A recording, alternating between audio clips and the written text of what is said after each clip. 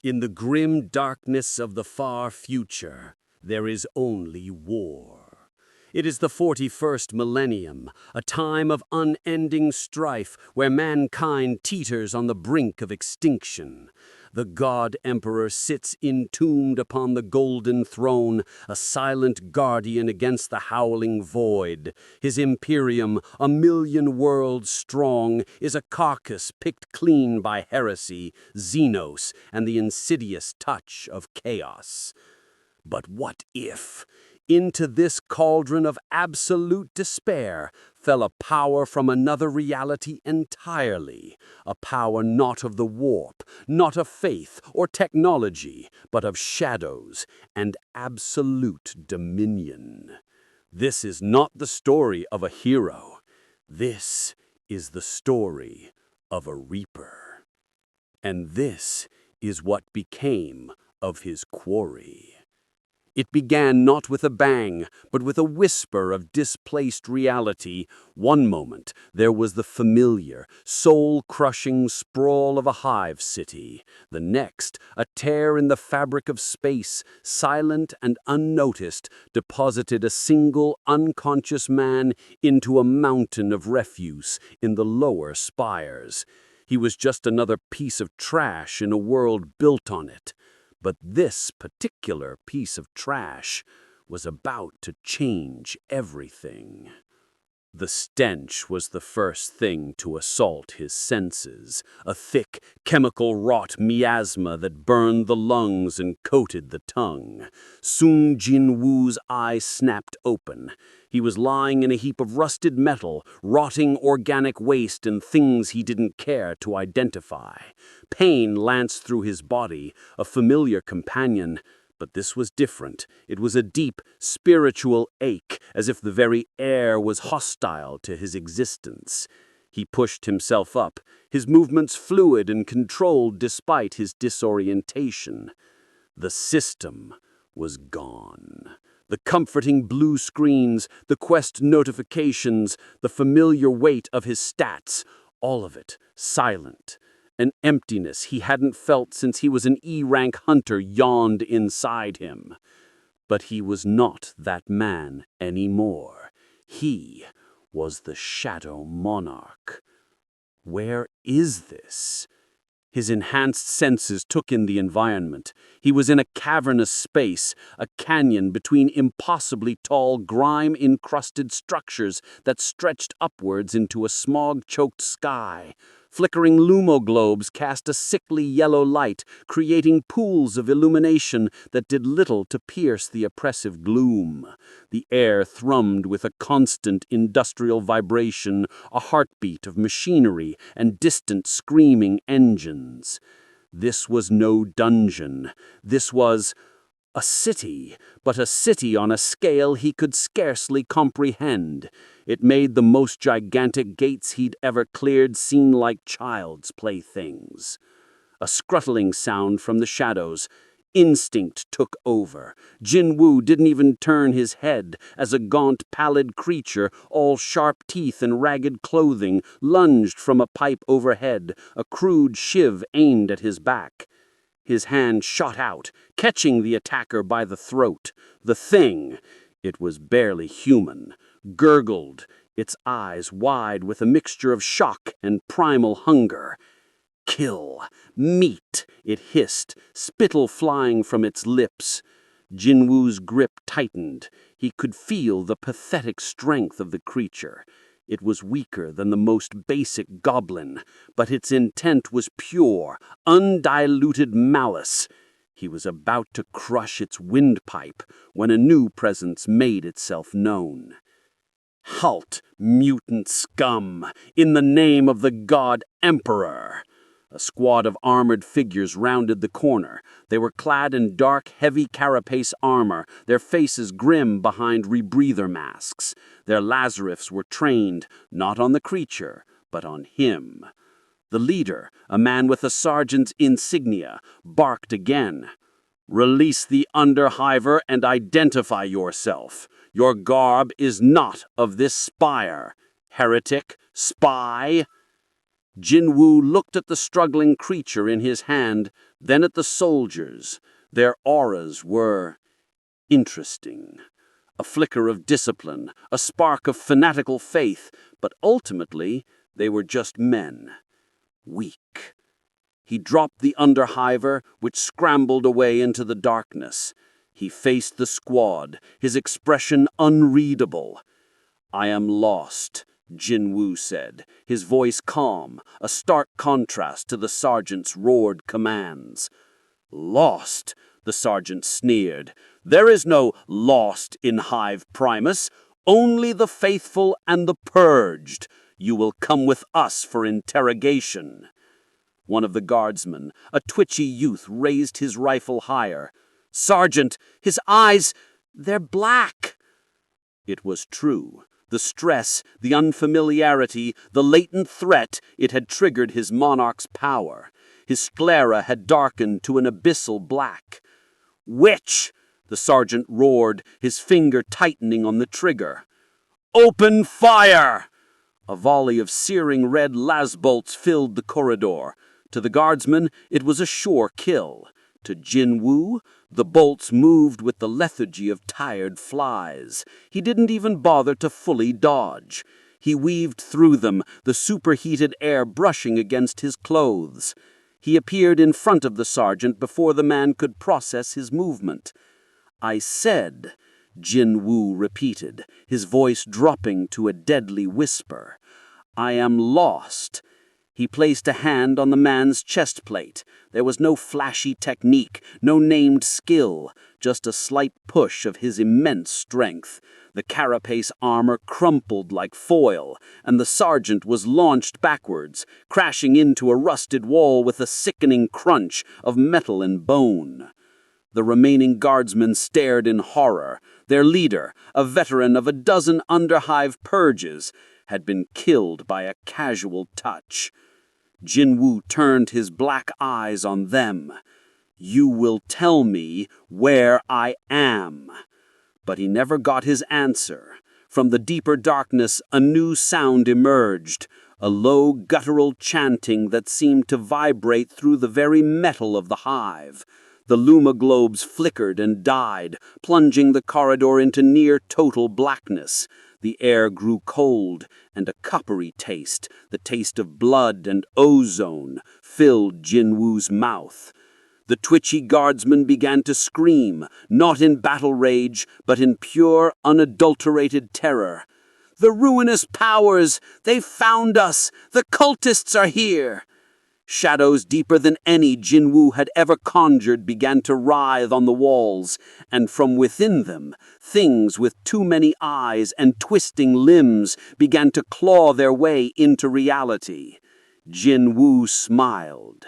It was a small, cold thing. Chaos. It was a word Jin-Woo knew, but he had never felt its meaning until now. This was not the chaotic frenzy of a monster horde. This was a sentient, malevolent force that sought to unmake reality itself.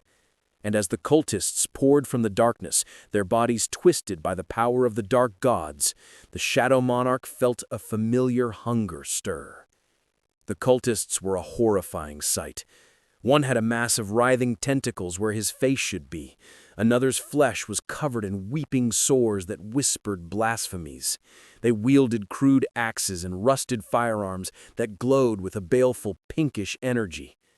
The remaining guardsmen, paralyzed by fear, were cut down in seconds, their bodies dissolving into pus and gore under the corrupting touch of the cultists' weapons.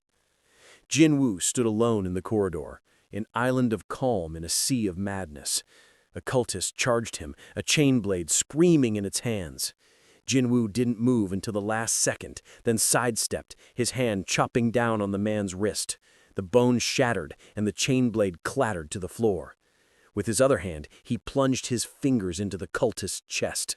He expected to feel a heart. Instead, he felt a squirming parasitic energy. He willed his power to activate. "Arise!" Nothing happened. No blue notification. No soldier formed from the corpse. The body simply twitched and lay still. His power, it didn't work. The system's rules did not apply here. A moment of genuine shock registered on his face. He was vulnerable. Truly, mortally vulnerable for the first time in years. A bolt of pink energy slammed into his shoulder, throwing him back against the wall. Pain, real and sharp, flared through him. The corruption tried to seep into his flesh, to twist and change him, but the sheer, dense nature of his own shadow-infused body resisted it. It was like oil trying to mix with water. The cultist with the tentacle face cackled. "The false man resists the gifts of Slaanesh. Break him! Make him sing for us!" Jin-Woo pushed himself off the wall, his eyes blazing with cold fury. Fine. If he could not raise shadows, he would become one. He moved. This time, he didn't hold back. He became a blur, a phantom of death. He moved through the cultists like a scythe through wheat. He didn't need magic to kill. His speed, his strength, and his centuries-honed combat instincts were weapon enough. He snapped necks, crushed skulls, and tore limbs from sockets with brutal, efficient movements. But for every cultist he felled, two more seemed to emerge from the warping shadows. They were endless. And at the rear, a larger figure was taking shape. A man clad in spiked Baroque armor, his helmet fashioned into a leering demonic face, a Chaos Space Marine. The Marine raised a plasma pistol, the air sizzling with the buildup of star-hot energy. "An interesting specimen. You will make a fine offering to the Prince of Pleasure." Jin-Woo knew a direct hit from that weapon would vaporize him. He was fast, but not faster than light. He was trapped. In that moment of desperation, as the plasma glow reached its peak, something within him shifted. The emptiness where the system once was resonated. It wasn't the system, but the core of his power, the authority of the Shadow Monarch itself, reacting to the raw, unfiltered death and despair around him. It was learning, adapting to the physics of this new, terrible universe. The shadows at his feet, his own cast by the flickering emergency lights, began to writhe independently. They deepened, stretching out like grasping hands. From the corpses of the slain cultists, not their physical forms, but the dark residual energy of their souls, their essence torn by the warp, was drawn into Jin-Woo's shadow. A notification, stark and simple and utterly different from the systems, flashed in his mind's eye, written in a script of pure darkness. The essence of the faithless has been absorbed. Shadow extraction is available. The Chaos Marine fired. The globe of incandescent plasma shot forth, destined to erase Jin-Woo from existence. Jin-Woo didn't dodge. He simply willed the darkness to rise.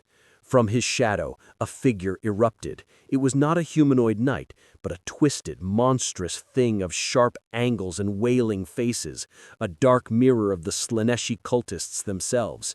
It was a being of pure shadow stuff, animated by the stolen essence of the warp. The shadow creature threw itself in the path of the plasma bolt. There was no explosion, only a silent, violent consumption as shadow and plasma annihilated each other. The Chaos Marine froze, his tactical mind struggling to compute the impossibility. Sorcery, but not of the warp. What are you? Jin-Woo rose from his crouch, a dozen new horrifying shadows peeling themselves from the ground around him. They were misshapen, insane things, reflecting the chaotic energy that birthed them, but they were his. He looked at the traitor Marine, his black eyes gleaming with a terrifying new light. "I am the hunter, and you are my prey."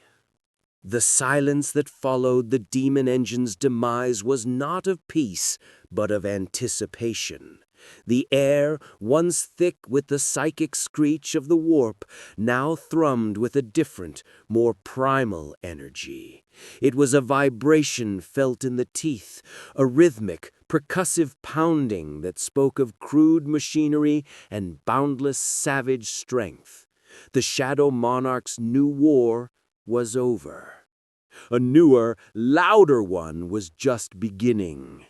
The Chaos Marine, for all his transhuman dread, had fallen. Jin-Woo's newly born shadows, though unstable, had been innumerable. They had swarmed the traitor Astartes, their insubstantial claws finding purchase in the gaps of his baroque armor, their wailing silence a counterpoint to his roared curses to dark gods. They didn't kill him with power, but with 1,000 tiny wounds, draining his essence until Jin-Woo delivered the final skull-crushing blow. The shadow that rose from that corpse was different, denser, more solid, a hulking brute in dark spiked plate. It was his first true prize in this new world.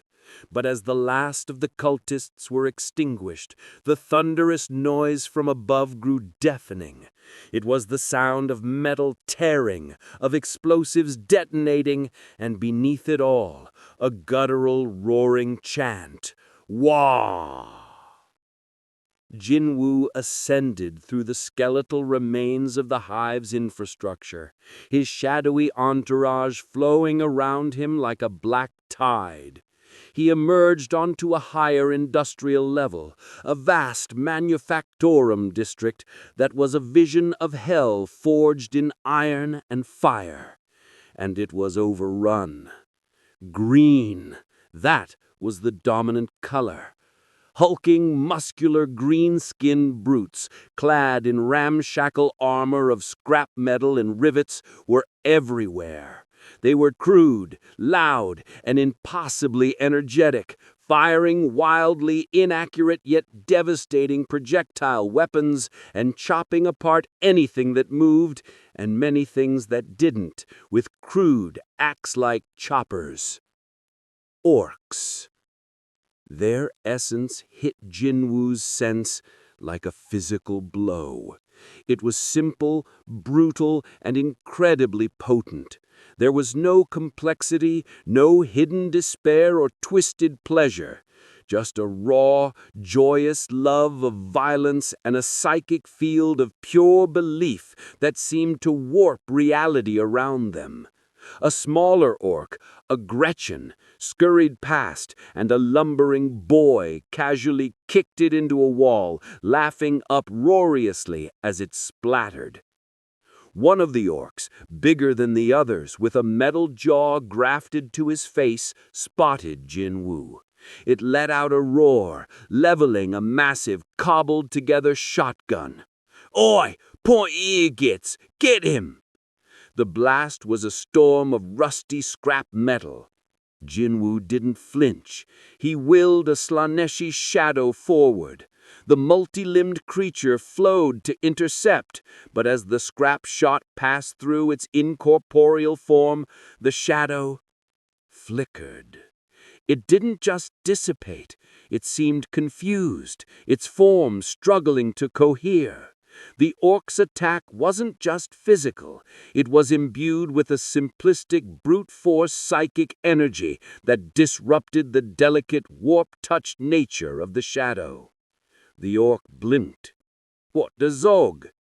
Jin-Woo understood instantly.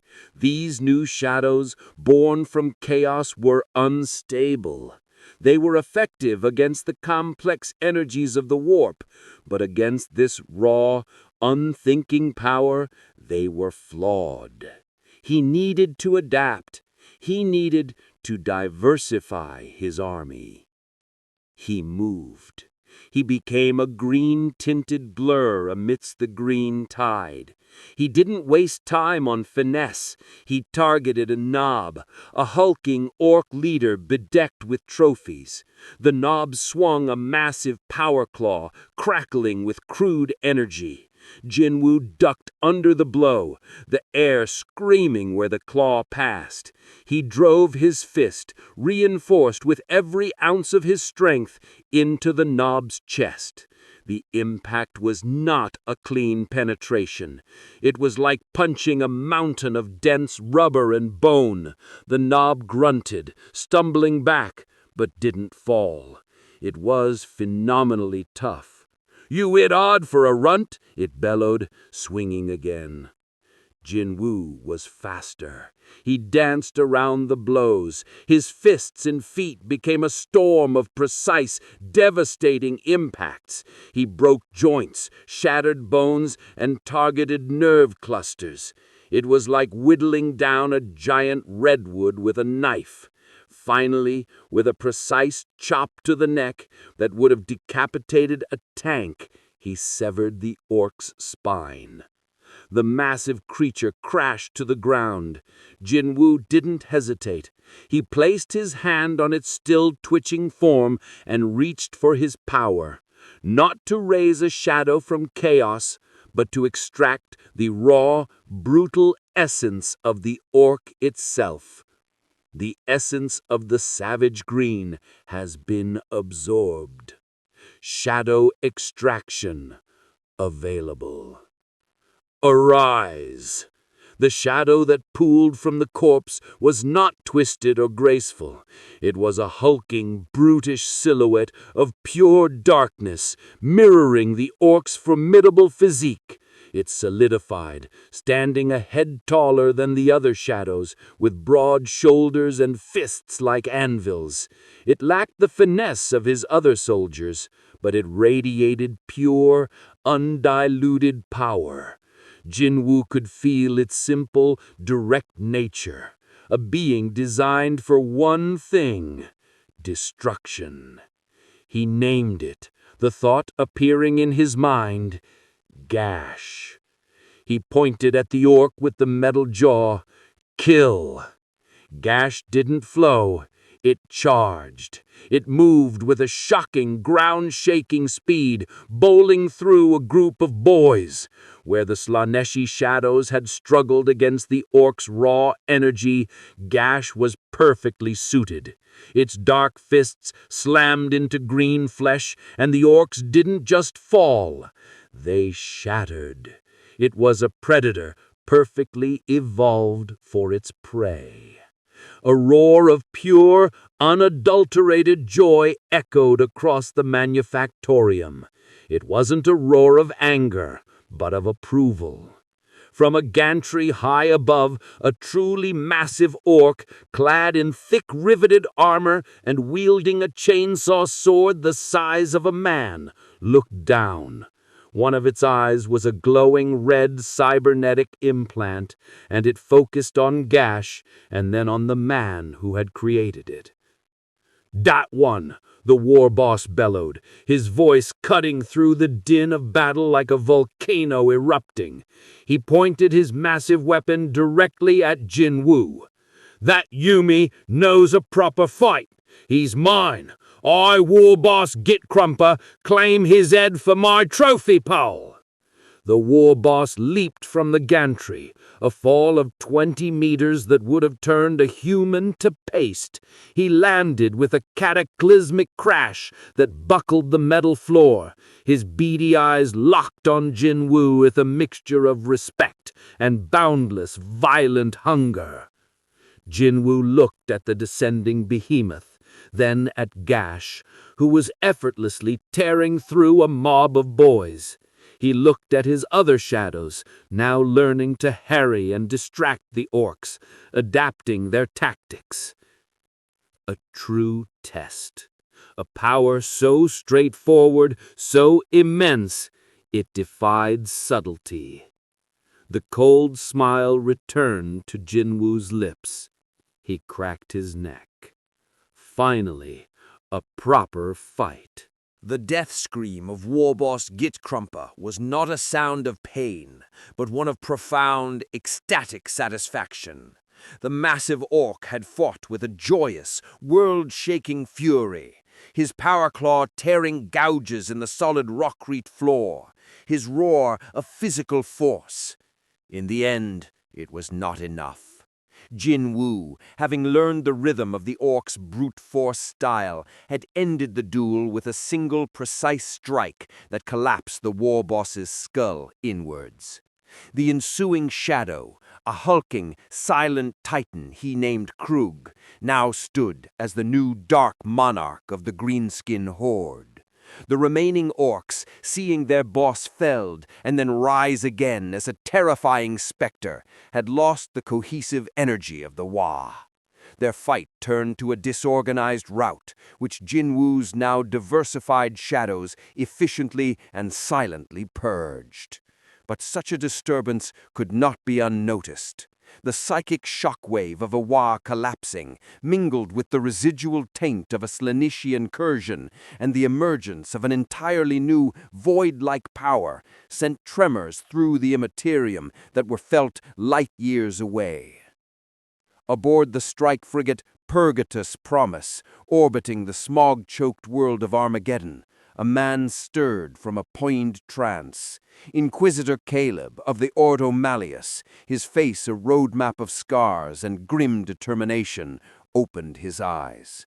They were the color of cold steel, and in their depths flickered the ghosts of 1,000 demons he had banished. The psychic static from the Hive Primus underlevels had just become a screaming, impossible clarity. His astropath, a withered husk bound to a life support chair, trembled. "The signals, my lord, they are contradictory. The changer of ways, the prince of pleasure, the great green beast, all were present. And now, silence, a silence that consumes." Caleb rose, his black power armor, devoid of any heraldry save the stylized eye of the Inquisition, seeming to drink the light from the ship's strategium. "A new player has entered the game," he murmured, his voice a low gravel. "Or an old one has awakened. Set a course for the impact zone, and ready my personal guard. We descend into the dark." Jin-Woo walked through the corpse-littered manufactorium, a silent king surveying his new domain. His shadows moved around him, a legion of nightmares given form. The Slaanesh-born wraiths flitted through the air, their forms still occasionally flickering. The Orcus shadows, Gash and Krug at their lead, stood like pillars of obsidian, their simple, brutal auras a stabilizing force. He was learning. He could feel his power adapting, growing more stable, more his. The essence of this world was becoming his fuel. He paused, his head tilting. A new scent on the foul air, not the rot of the underhive, nor the ozone of chaos, nor the pungent musk of orcs. This was sterile. Ceramite, ozone from plasma weaponry, and a faint, holy oil. And beneath it, a burning faith, a psychic signature like a shielded flame. He melted into the deeper shadows of a gutted conveyor belt, his entire legion dissolving into the darkness around him, leaving the cavernous space eerily empty, save for the mountains of green and mutilated corpses. Minutes later, a hatch was blown inwards with a controlled charge. Inquisitor Caleb stepped through, his hellgun held ready. Behind him fanned out a squad of stormtroopers from the 101st Cadian Unbroken, their carapace armor and hot-shot lasguns pristine despite the grime. Their movements were crisp, professional, their eyes constantly scanning. "Throne on Earth," one of the Cadians whispered, his voice tight with disbelief. The scene was one of apocalyptic carnage. Orcs and cultists lay intermingled, all slaughtered with a terrifying, hyper-efficient violence. There were no bullet wounds from lasfire, no craters from frag grenades, just broken bodies, pulverized bone, and clean, brutal dismemberment. Inquisitor Caleb's enhanced senses took in more. He saw the scorch mark where a plasma weapon had discharged and vanished. He saw the deep imprints in the metal floor from the war boss's landing and the single, small crater where it had finally fallen. A duel. A massive orc war boss had been killed in a one-on-one fight. "Spread out," Caleb ordered, his voice cutting through the silence. "Sensor sweep. Look for any residual warp signatures or anything anomalous." It was then that he saw it. A patch of darkness near a support column that was too deep, too absolute. It defied the emergency lights. As he watched, A shape seemed to detach itself from it. A man, clad in strange dark clothing, his eyes like pools of endless night. "Identify yourself," Caleb barked, his hellgun rising to his shoulder. The stormtroopers instantly formed a firing line, their weapons trained on the figure. Jin-Woo regarded them calmly. These were not like the first guardsmen. These were elites. Their auras were sharp, disciplined, and unyielding. The leader, the man in the black armor, was on another level entirely. His soul burned with a power that was both immense and rigidly controlled. "You are not like the others," Jin-Woo stated, his tone of simple observation. "I am Inquisitor Caleb of His Majesty's Most Holy Inquisition. You stand in the presence of a demon-wrought battlefield. Explain your presence or be purged as a heretic." Caleb's finger rested on the trigger. He could feel no chaos taint on this man, which was somehow more alarming. It was an absence, a void. "I was fighting for my life," Jin-Woo replied, which was technically true. "These creatures attacked me." Caleb's eyes narrowed. He gestured to the fallen warboss with the barrel of his gun. "You expect me to believe a single man, unaugmented and unarmed, did this? You reek of deceit. You are the anomaly, the source of the silence." A flicker of movement in the high gantries. Caleb's augmentic eye whirred, zooming in. For a split second he saw them, shapes of solidified darkness with too many limbs and brutish hulking forms, watching, waiting. A cold dread, one he had not felt since facing a greater demon, trickled down his spine. Xenos horrificus, or a new form of demon host. It matters not. You are a blight upon reality. He made a sharp gesture. "Valerius, suppression pattern Delta. Take him alive if possible. The Ordo Malleus has questions for this one." The stormtroopers moved with flawless coordination, lasbolts carving the air. But Jin-Woo was already gone. He didn't run. He simply stepped backwards into the shadow of the conveyor belt and vanished. Caleb unleashed a psychic blast, a wave of force meant to tear a man's soul out of his body. It hit the spot where Jin-Woo had been and dissipated harmlessly. It was like trying to grasp smoke. A whisper came from behind Valerius. "Your tactics are impressive." The Cadian spun, but a hand of shadow had already wrapped around his throat, not choking, but holding him immobile. The other stormtroopers froze, their weapons searching for a target that was now using their comrade as a shield. Jin-Woo's face was inches from Valerius's helmet. "But you are still too slow." He released the man and melted away again before a single shot could be fired. This was not a battle. It was a demonstration. A predator toying with its food, showing them the futility of their efforts. Inquisitor Caleb stood rigid, his mind racing. This was no ordinary foe. This was a shadow that walked, a being that operated on rules he did not understand. He had come to hunt a demon, but he had found far, far worse. He had found a sovereign. He activated his Vox speed. "All units, fall back to the extraction point. This is no longer a purge. This is an investigation." As they retreated, Caleb cast one last look into the oppressive darkness of the manufactorium. He knew, with the absolute certainty of a man who had stared into the abyss, that the being was still there, watching them leave.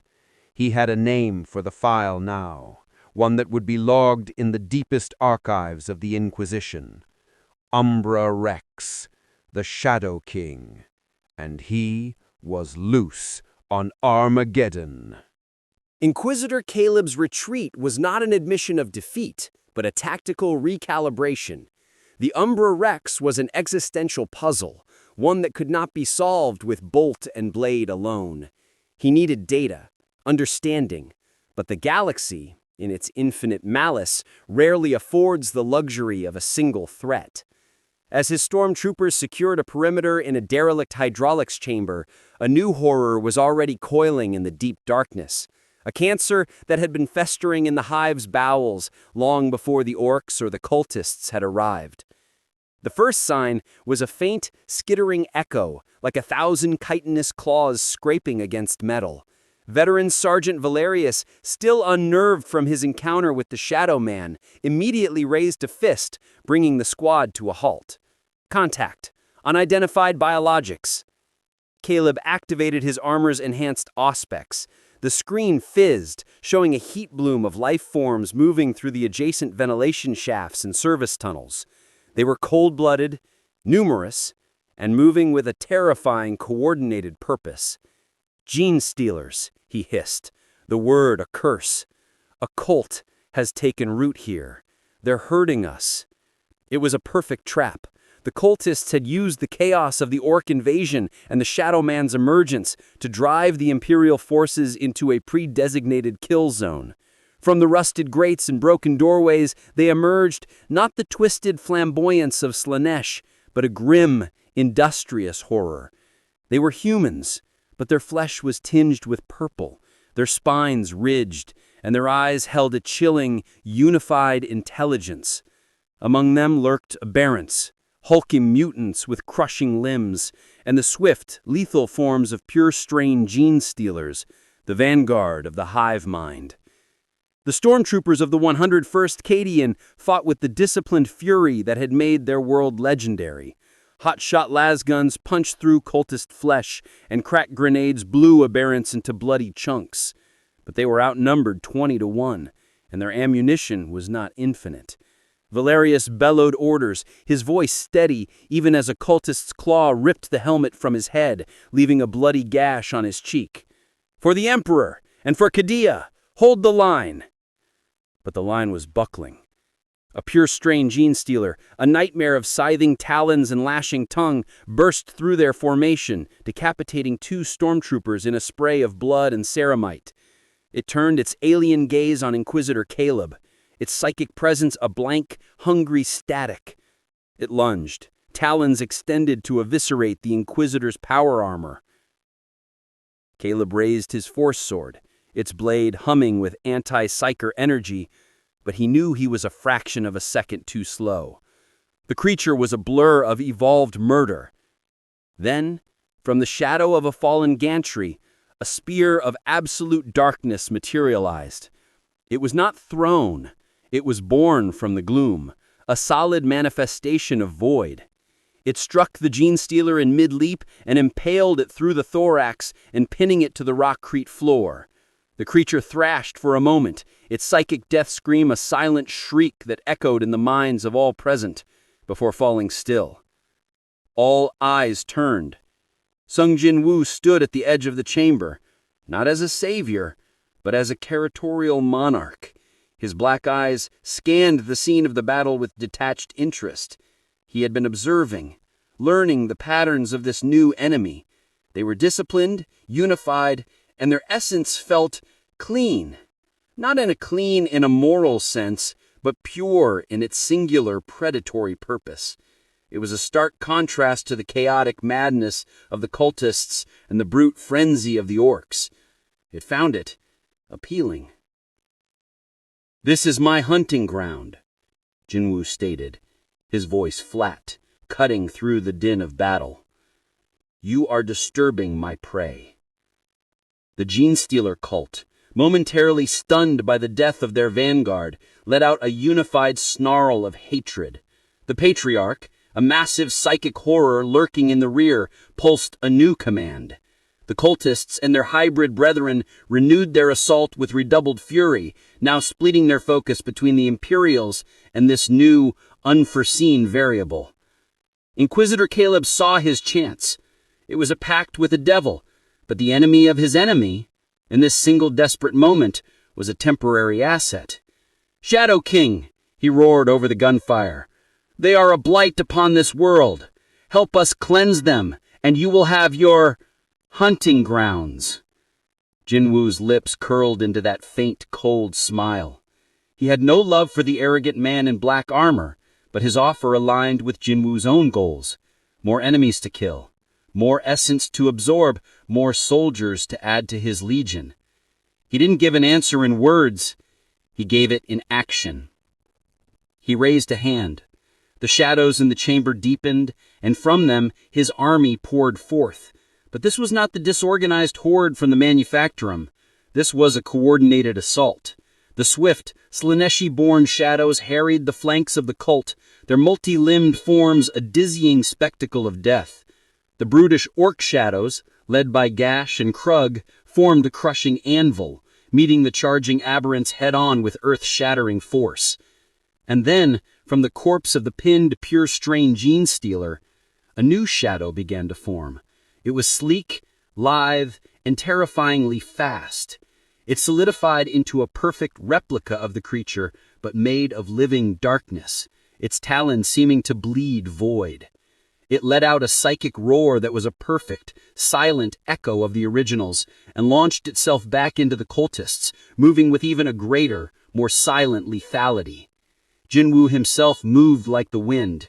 He targeted the hybrid leaders, the Magist and the Primus, breaking their coordination with swift, brutal kills. With each death, a new disciplined shadow rose, its unified intelligence making it a perfect soldier in his growing army. He was not just fighting, he was harvesting. He was building a legion designed to counter this specific threat, and he was doing it with terrifying efficiency. The tide of the battle turned in moments. The Genestealer cult, which had moments before been on the verge of victory, was now being systematically annihilated by a force it could not comprehend. The Patriarch, sensing the imminent destruction of his brood, let out a final telepathic command to retreat. But it was too late. Jin-Woo's eyes locked on the massive creature. He pointed. Krug, the shadow of the war boss, and two of the new Genestealer shadows broke from the main fight and charged the Patriarch. Inquisitor Caleb and his surviving Cadians could only watch, their weapons lowered as the shadows of the Umbra Rex finished the battle they had been losing. It was a humbling, horrifying spectacle. When the last cultist fell and the Patriarch was torn apart by the combined assault of his own shadowkin, a profound silence fell over the chamber, broken only by the steam rising from dead aliens and the ragged breaths of the stormtroopers. Jin-Woo stood amidst his now larger, more diverse army. He turned his black eyes to Inquisitor Caleb. "The hunt is over," Jin-Woo said. "For now." The unspoken agreement hung in the foul air, fragile and fraught with peril. They were not allies. They were two predators who had, for a moment, found a common quarry. Silence. It was a heavier burden than the roar of battle. The hydraulics chamber was now a charnel house, a monument to tripartite destruction. The chitinous purple of the Genestealers, the stark gray and olive of the Cadian dead, and the slowly dissolving forms of the shadow slain. At the center of it all stood the two architects of this grim victory, separated by 10 meters of corpse-strewn ground and an immeasurable gulf of understanding. The stormtroopers, their nerves frayed to the breaking point, kept their weapons trained not on the Xenos corpses, but on the army of living darkness that had just saved them. Inquisitor Caleb did not lower his hellgun. His finger remained on the trigger, his gaze locked on the Umbra Rex. This was the moment of maximum peril. Would the Shadow King now turn his legion upon them, having disposed of the immediate threat? The logical part of Caleb's mind, the part that had purged 100 worlds, screamed that this was the only sane course of action. Yet the hunter in him, the seeker of truths, held his fire. He had to know. What was this being? "You control them," Caleb stated, his voice cutting through the tension. "They are not demons. They are not warp spawn. What are they?" Jin-Yu looked at the shadows, then back at the Inquisitor. "They are my soldiers." It was a simple, incontrovertible fact. "They are the dead, given new form. Caleb pressed, his psychic senses pushing against the void that surrounded the man, trying to find a purchase. You are an anomaly, a paradox. You must be understood or you must be destroyed. A flicker of impatience crossed Jin-Woo's face. These humans and their endless questions. You are welcome to try. It was then that the Patriarch's final dying psychic backlash, a wave of pure, alien terror and rage, washed over the chamber. It was a psychic shockwave meant to shatter minds. The Cadians grunted, clutching their helmets. Inquisitor Caleb, his mind a fortified bastion, weathered the storm. But in that moment, as his own potent psychic defenses flared to life to repel the alien intrusion, they brushed against the absolute, sovereign authority of the Shadow Monarch. The connection was violent, unintentional, and profound. Caleb's world vanished. He was no longer in the hive. He saw a city, a double dungeon of goblins and ogres. He felt the desperate struggle of a weak young man, an E-rank hunter named Sung Jin-Woo. The visions came in a torrent, the Jeju Island S-rank raid, a battle against a colossal ant monarch, the feeling of leveling up, of a system gifting power. Then the scale escalated beyond comprehension. Monarchs, beings of cosmic power vying for dominion over reality. The Frost Monarch, the Beast Monarch, a war in the sky above Seoul. And standing above them all, the figure of absolute shadow, the true sovereign, the successor. He saw armies of knights, giants, and insects, all made of darkness, answering the call of one man. He saw the title, burned into his soul, Shadow Monarch. The vision shattered as quickly as it came. Caleb stumbled back, a sharp, pained grunt escaping his lips. He stared at Jin-Woo, his steel-gray eyes wide with a horror that was not of this universe. He had seen it, a power structure entirely separate from the warp, a cosmology that had no chaos gods, no emperor, no hive mind, a universe where a single man could, through sheer will and a mysterious system, ascend to challenge beings that rivaled the Primarchs. Trone, Caleb breathed, his voice trembling for the first time in decades. You are a sovereign, a monarch of a dead reality. The title he had coined in ignorance now felt terrifyingly accurate. Your war, with the others, the scale. Jin-Woo's expression was unreadable, but a glint of interest shone in his black eyes. You saw? I saw enough, Caleb said, forcing his composure to return. The data was staggering. This was not a demon or a Xenos. This was a transplant, a god-king from a different set of physical laws. You are not of the warp. Your power is one of order, absolute control. You impose your will upon the void itself. For the first time, Jin-Woo offered a piece of information willingly. The system is gone. This place, your warp, is different. My power is learning, adapting. The implications exploded in Caleb's strategic mind, a power that consumed the essence of the slain, that could create a perfectly obedient army from any foe and was not dependent on the treacherous currents of the Imperium. It was the ultimate weapon and the ultimate threat. You have seen our enemy, Caleb gestured to the Genestealer corpses. They are but a tendril of the great devourer, the tyrannid hive mind, a psychic presence that spans galaxies, consuming all biomass. And the chaos gods you tasted with the cultists, they are but 4 of the pantheon of ruin that dwells within the warp, feeding on the emotions of all sentient life. Your monarchs, they were powerful, but the horrors of this galaxy are ancient, limitless, and infinitely patient. Jin-Woo listened, his head tilted. He processed the information not with fear, but with the calm analysis of a master hunter assessing new prey. A galaxy-sized hive mind, gods of emotion. The scale was indeed beyond anything he had faced. The monarchs had threatened a world. These entities threatened reality itself. A cold, dark fire ignited in the depths of his soul. The emptiness he had felt since arriving here was finally being filled, not by the system, but with purpose. The greatest hunters needed the greatest prey. He looked at the shadows of the Genii-stealers, their disciplined silence a perfect contrast to the brutish orc shadows and the flickering Slaaneshi wraiths. He looked at Krug, the hulking testament to raw power. His army was a reflection of this new world's terrors, and it was only the beginning. A galaxy-sized hunting preserve, Jin-Woo murmured, the words barely audible, yet they carried the weight of a prophecy. Inquisitor Caleb heard them, and a chill that had nothing to do with the hive's climate seized his heart. He had sought to understand the Shadow King, and in doing so, he had given him a reason to stay. He had not found a weapon to be wielded. He had found a rival apex predator who had just been shown a continent teeming with food.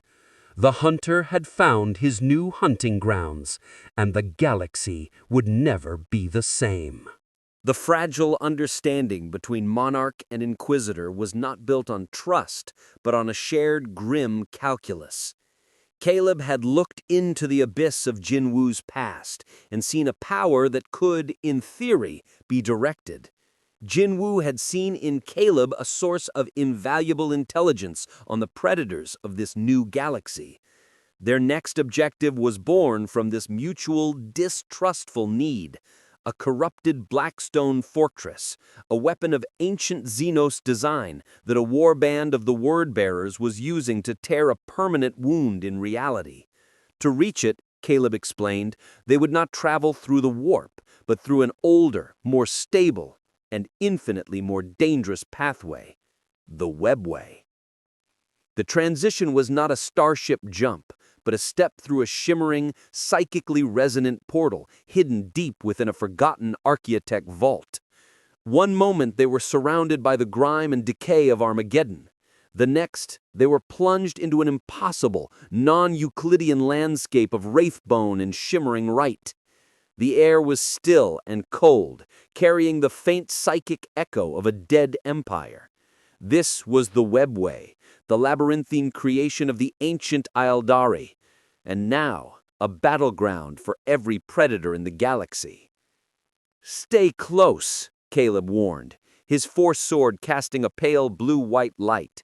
"The paths are unstable, and we are not the only hunters here." Jin-Woo said nothing. His senses, so attuned to the physical and spiritual, were overwhelmed. The webway was a place of order, but an alien, brittle order, like a perfect crystal on the verge of shattering, and he could feel other presences moving in the distant, curving tunnels. They were fast, they were cruel, and they were coming. They came not with the roar of orcs or the chants of cultists, but with the whisper of gliding sails and the chilling melodic taunts of a race that had perfected suffering. From the high arching ceilings of the Wraithbone tunnel, sleek, razor-edged skiffs descended. Their riders were slender, elegant, and monstrous, their faces masks of aristocratic boredom that barely concealed a bottomless hunger for sensation.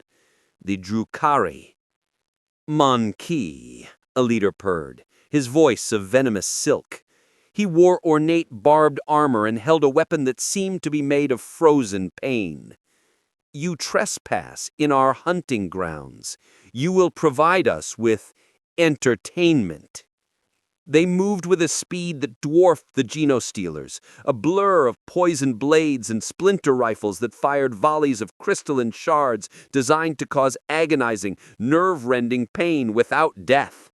A Cadian stormtrooper was struck, and his scream was not of battle pain, but of such exquisite torment that it froze the blood of his comrades. Inquisitor Caleb met their charge, his force sword deflecting a hail of splinter fire. "Hold formation. Their weapons are designed for capture, not kill." But the Drukhari were too fast, too fluid. They flowed around the Imperial formation, picking off soldiers with surgical precision, their laughter echoing in the vast space. Jin-Woo watched, his analytical mind processing their speed, their tactics. They were unlike any foe he had faced. They were artists of pain, their essence a complex tapestry of refined sadism and eternal ennui. He found it fascinating. He stepped forward, and his shadows poured forth to meet them. The orc shadows, Gash and Krug, were powerful but too slow, their massive fists swinging through empty air as the Drukhari pirouetted around them. The Slaaneshi shadows, with their writhing limbs, were closer in nature, but their chaotic movements were predictable in their insanity compared to the disciplined cruelty of the Dark Eldar.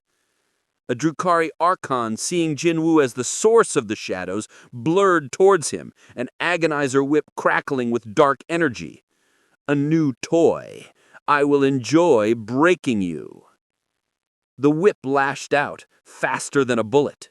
But Jin-Woo was faster. He didn't dodge. He caught the energized tip in his bare hand. The dark energy, meant to overload a nervous system, fizzled and died against the absolute order of his shadow-infused flesh. The Archon's eyes widened in shock for a single, fatal moment. That was all Jin-Woo needed. His other hand shot out, not to punch, but to touch the Archon's chest plate. Ruler's authority. The gravity in a 10-meter sphere around him multiplied 1,000-fold. The gliding skiffs crashed to the wraithbone floor, their delicate structures shattering. The leaping, pirouetting Drukhari were slammed down, their bones cracking under the immense, unexpected pressure. It was the perfect counter to their supreme agility. The Archon, pinned and struggling, looked up at Jin-Woo with a mixture of terror and dawning horrific respect. Jin-Woo looked down at him, his black eyes devoid of malice, only purpose. You are fast, but my shadows only need to touch you once. He willed his power to activate. From the pinned and broken forms of the Drukhari, shadows began to rise, but these were different. They were not brutish or twisted. They were sleek and elegant, and moved with a chilling, silent grace that mirrored their living counterparts perfectly. They were shadows of perfect killers, their forms holding captured screams and refined cruelties. They were faster, more lethal, and utterly loyal to him. The new Drukhari shadows did not wait for orders. They turned on their still-living kin. The webway tunnel became a silent ballet of death, a horrifying spectacle where the hunters became the hunted by their own perfected shadows. The real Drukhari, masters of ambush and terror, were now being systematically ambushed and terrorized by their own perfected shadows.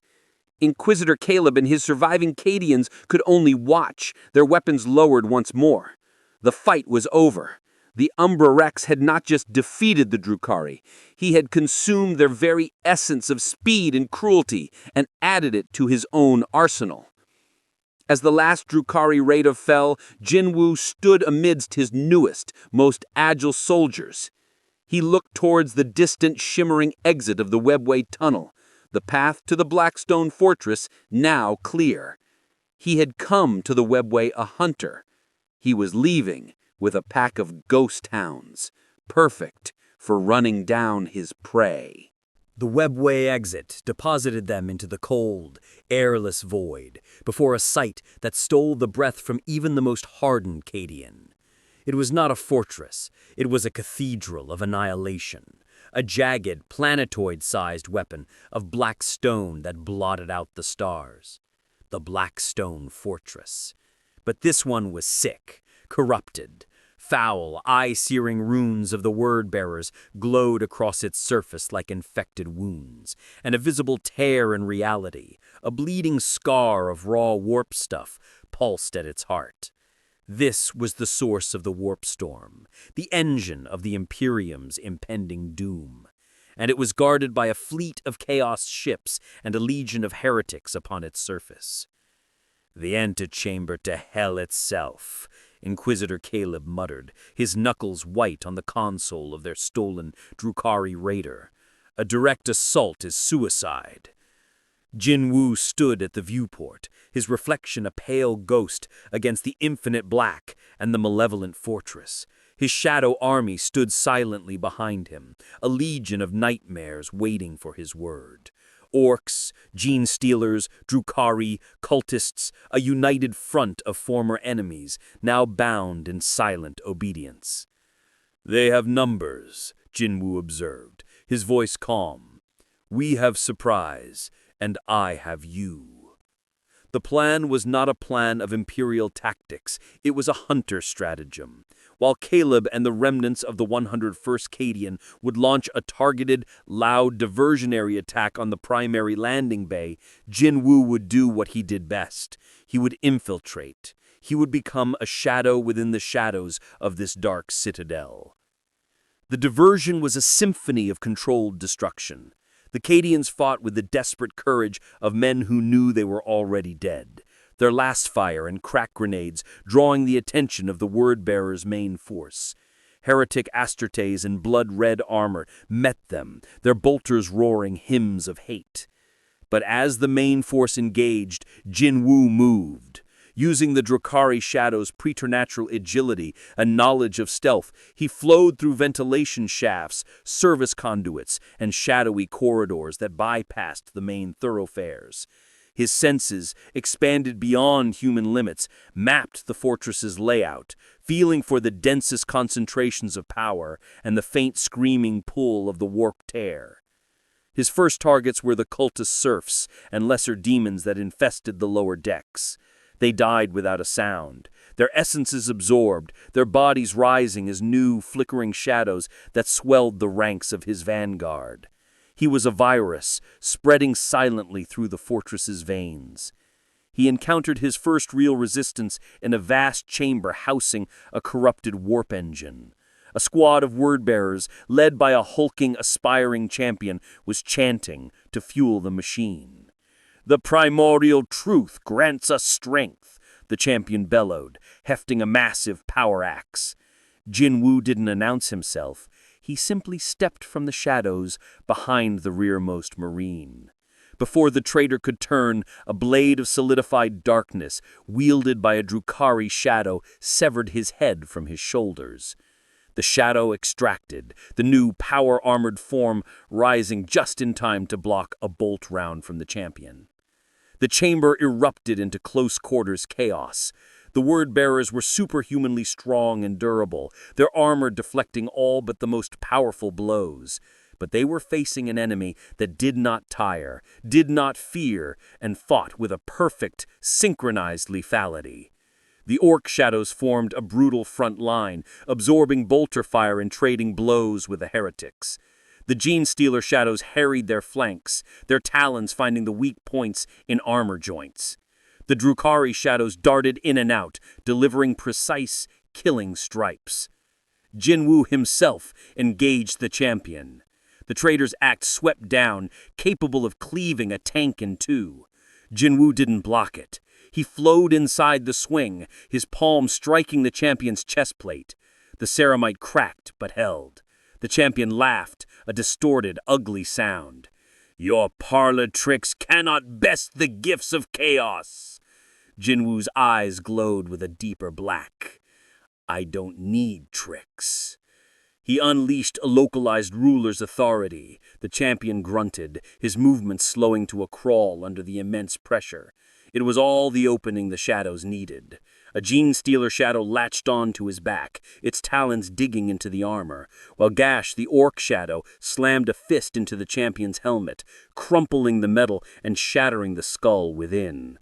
The shadow that rose from the champion was his greatest yet from a mortal foe, a hulking, dark juggernaut that radiated transhuman power and fanatical fury. Jin-Woo named it Diabolus. On and on he went, a tide of silent death sweeping through the fortress. By the time he reached the central sanctum, where the Dark Apostle himself was conducting the final ritual to merge the fortress with the warp, Jin-Woo's army had doubled. He was no longer an infiltrator, he was a conquering general. The sanctum was a cathedral of madness. The Dark Apostle, Khorne, stood before the raging tear in reality, his arms outstretched, his voice a conduit for the screams of 1,000 demons. "You are too late, fool!" Khorne roared, turning. His power flared, and demons of Khorne and Tzeentch began to boil from the edges of the tear. "Reality unravels! The gods feast!" Jin-Woo looked at the demonic horde, then at his own legion. He saw the flickering Slaaneshi shadows resonate with the energy of the warp, growing more solid. He saw his other soldiers, their forms steadfast. "You talk too much," Jin-Woo said.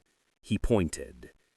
The final battle was not a duel, but a war of annihilation. The two armies, one of howling chaos, the other of silent shadow, collided in the heart of the blasphemous cathedral.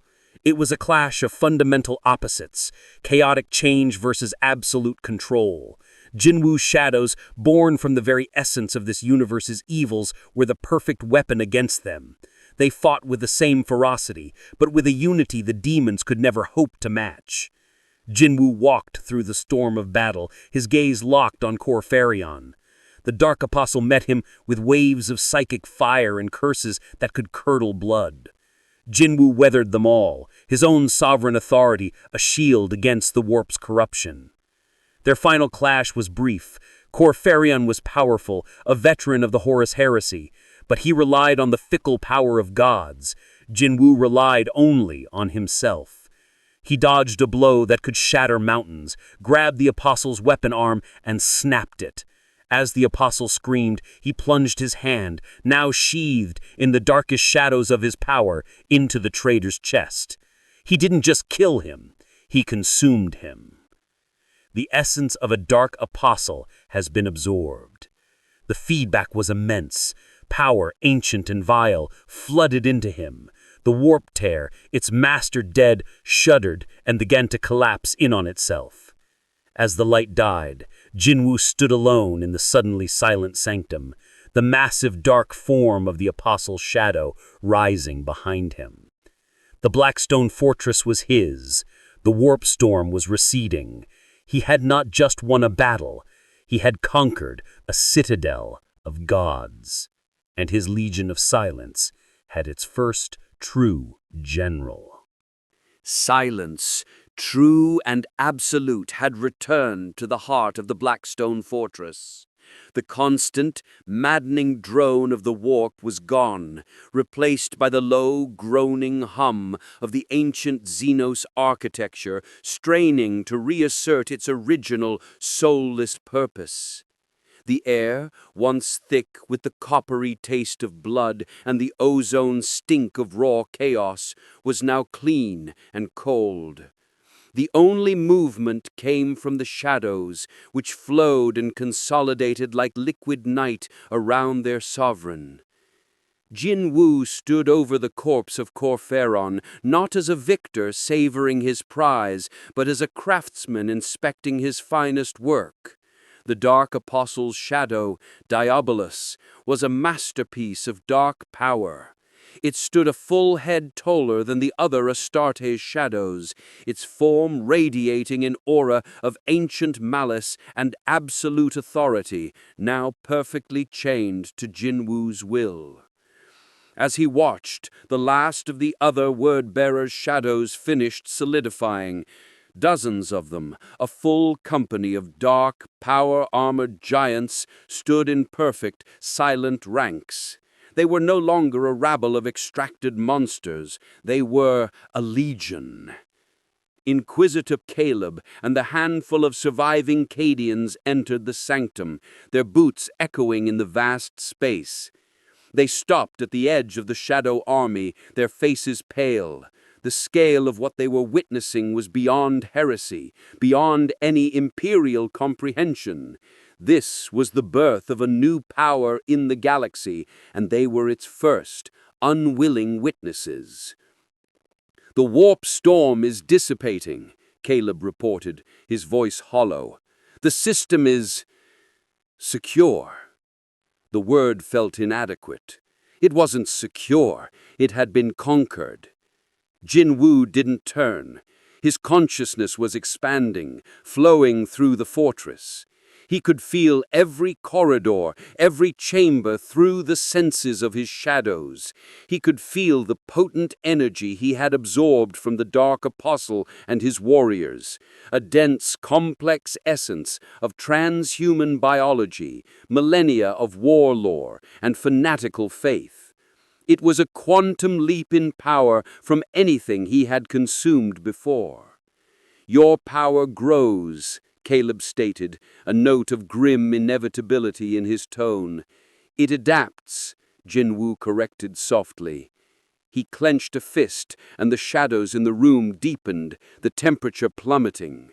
"This universe, it has stronger materials. My soldiers reflect that." And it was true. The shadows of the word-bearers were not just copies. They were refined, perfected versions. Their armor was harder, their movements more precise. The Drukhari shadows had become even swifter, their forms sharper. The orc shadows, like Krug, seemed denser, their fists capable of pulverizing adamantium. The constant warfare was tempering his army, forging it into something unprecedented. He turned his gaze inward, to the core of his power.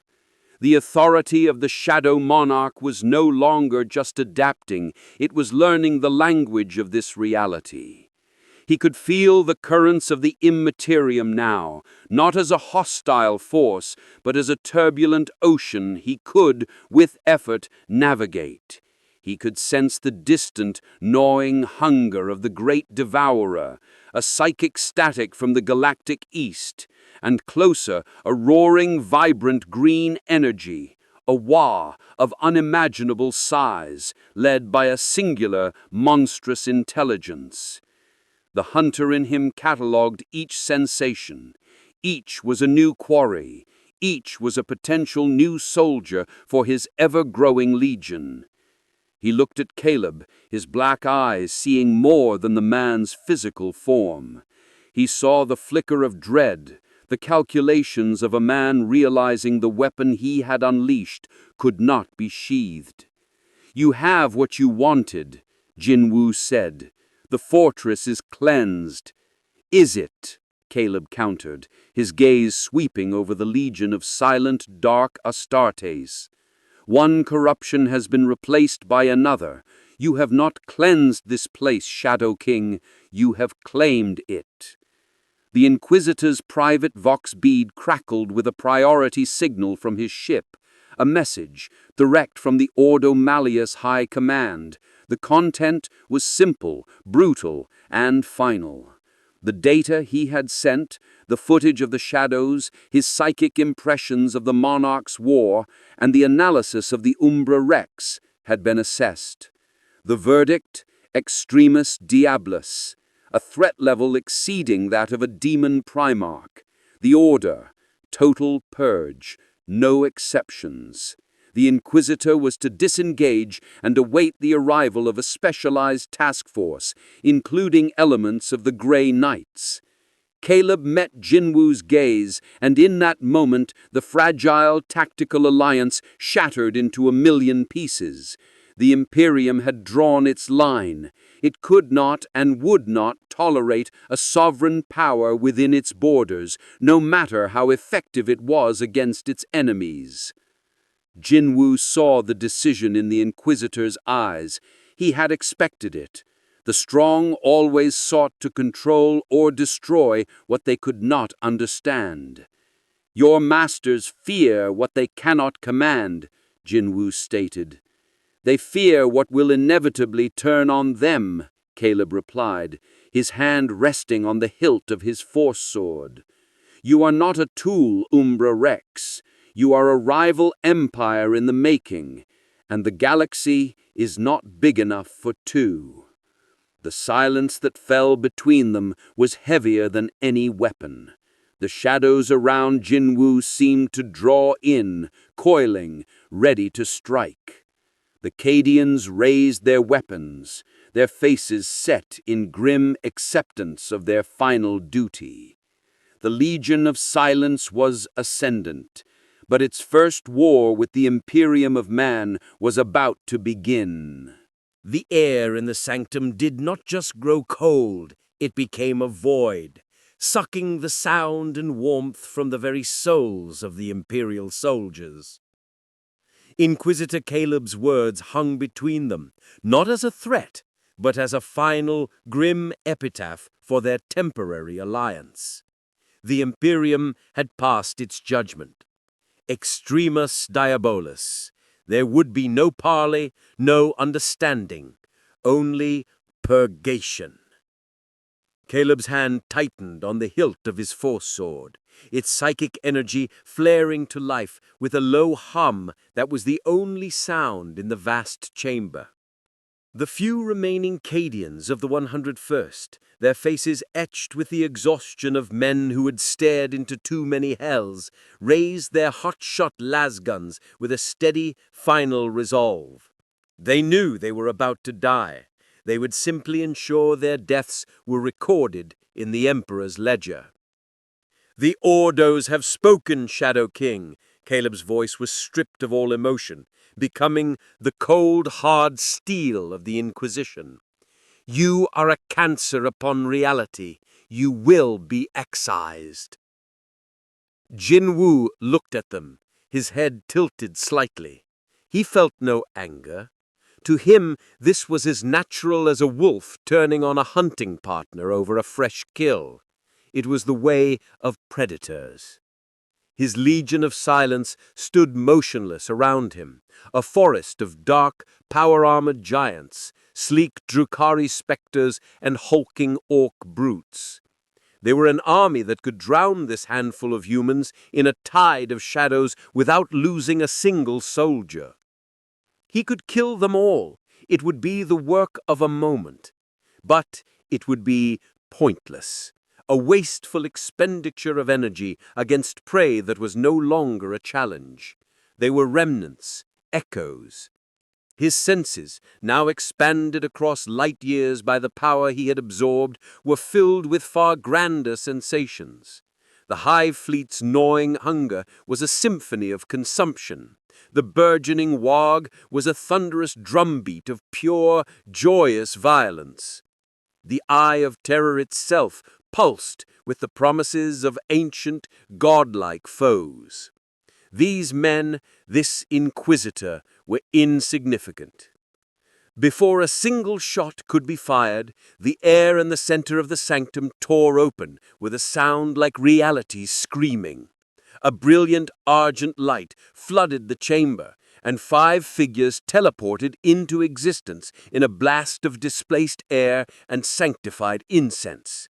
They were giants in ornate silver-gray power armor, covered in sacred wards and sigils. In their hands they held Nemesis force weapons, and on their left shoulder was the unmistakable icon of the Grey Knights, the chamber militant of the Ordo Mollius. "The demon must be purged," the lead Grey Knight boomed, his voice filtered through his helmet's vox grill, resonating with psychic power. Inquisitor Caleb did not look relieved. He looked grimly satisfied.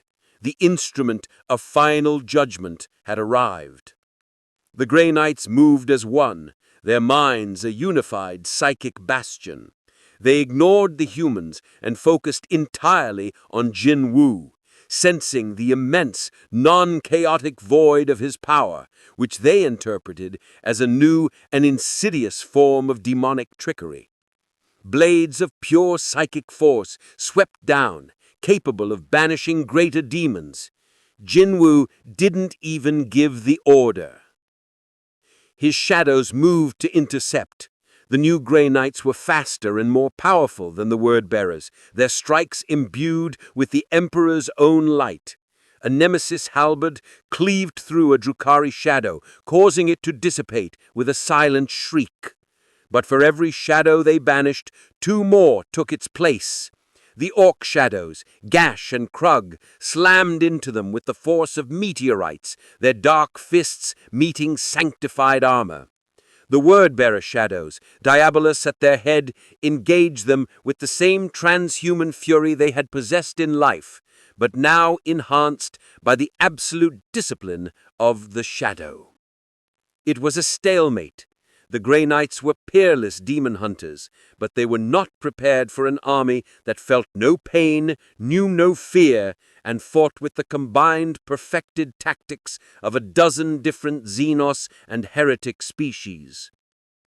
Jin-Woo watched the battle for a moment, then turned his back on it. He walked towards Inquisitor Caleb, the furious combat between his shadows and the Imperium's finest happening mere meters away. He stopped before the Inquisitor. The Cadians trembled, their fingers frozen on their triggers. Caleb stood his ground, his force sword held ready. "You would spare us?" Inquisitor Caleb asked, his voice thick with a mixture of defiance and confusion. "I have no need to kill you," Jin-Woo said, his tone as flat and final as a tombstone. "This galaxy is filled with monsters. You fight them with faith and steel. I will fight them with an army of their own dead." He looked past Caleb, as if he could see through the fortress walls, through the void, to the countless battles raging across the stars. "We are not allies, but remember, Inquisitor, while I hunt, your Imperium survives." It was not a promise, it was a statement of fact. He was the greater predator, and for now, the lesser predators were beneath his notice. Their survival was a byproduct of his own larger ambitions. With that, he took a final step, not towards Caleb, but into the deepest shadow cast by a towering, silent Diabolus. And as he did, his entire legion, every Orc, every Gene-Stealer, every Drukhari, every Chaos Space Marine, every last soldier of his Legion of Silence, dissolved. They did not retreat, they did not teleport. They simply flowed back into the nothingness from which they came, vanishing without a whisper, without a trace of their passage. One moment, the sanctum was a raging battlefield. The next, it was empty, save for the 5 bewildered Grey Knights, the stunned Cadians, and Inquisitor Caleb, standing alone amidst the scars of war. The Umbra Rex was gone, not just from the room, but from their senses, from their psychic scans. He had vanished from the face of the galaxy as completely as he had arrived. But Caleb knew he was not gone. He was out there, in the dark between the stars, a sovereign of shadows, loose in a galaxy of endless conflict. His journey was just beginning. The hunt for bigger, stronger prey was now his only purpose. And so the Shadow Monarch found his true hunting grounds, not in the gates of Sol, but in the corpse-littered stars of the 41st Millennium. He is a paradox, a being of order, born of darkness in a universe sliding into chaos. He is not the hero the Imperium wants, but he may be the predator it desperately needs. For in the grim darkness of the far future, there is only war. And now there is a Reaper who walks among the battlefields, gathering the fallen to fight the fallen. The story of the Umbra Rex has only just been written. What battle will he turn next?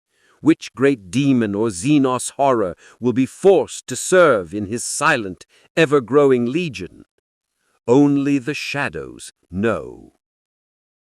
If you enjoyed this journey into the dark heart of the 41st Millennium with Sung Jin-Woo, if you want to see what happens when the Shadow Army meets a tyrannid swarm, then do me a great service. Like this video. It fuels the Forge worlds that produce these tales. Subscribe to the channel and ring the bell so you don't miss the next chapter of the Umbra Rex's saga.